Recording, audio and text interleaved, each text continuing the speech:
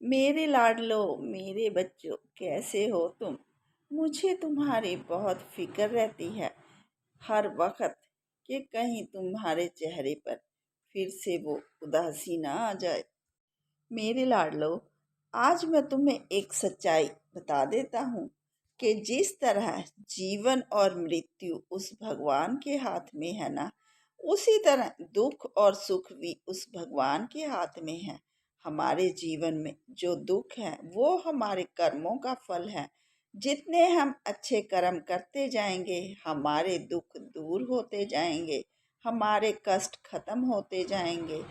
और फिर जो साईं भक्त होते हैं ना, वो तो गलत सोचते भी नहीं, किसी का करते भी नहीं।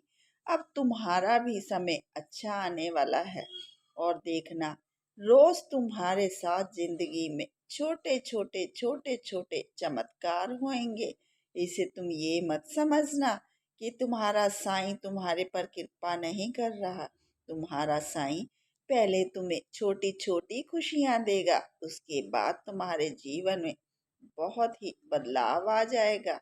बस मेरे लाडले, अपने साईं पर विश्वास रख, क्योंकि साईं का दूसरा नाम ही विश्वास है और श्रद्धा है।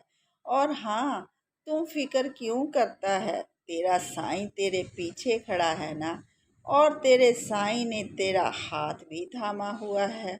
मुझे पता है मेरे लाडले, अब तुझे इस बात की उदासी है कि कल को तुझे फिर कहीं जाना है, और तू यही सोच रहा है ना कि तू वहाँ कैसे जाएगा।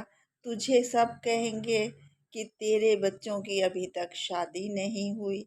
यही टेंशन है ना तुझे? तो मेरे लाडले, तेरे जीवन में भी खुशियां आने वाली हैं। बस तू सबकी खुशी में जाया कर, सबके दुख तकलीफ में जाया कर।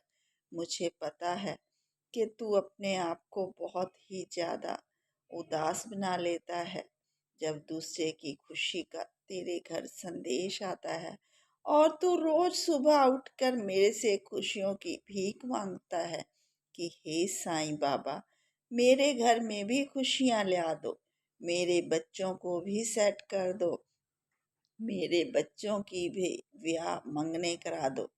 तुम्हारा साईं तुम्हारा सब कुछ कर देगा। बस थोड़ा समय और आ जाने दो मेरे लाडलो। अब वो समय बहुत दूर नहीं है। तुम्हारे दिल में जो भी इच्छा है ना, तुम्हारा साईं जरूर पूरी करेगा। बस मुझे थोड़ा और टाइम दो। जिस तरह जीवन का सच है ना, जैसे कि धूप और छांव, रात और दिन, इसी तरह से दुखों का भी अंत हो जाता है और खुशियां आ जाती हैं।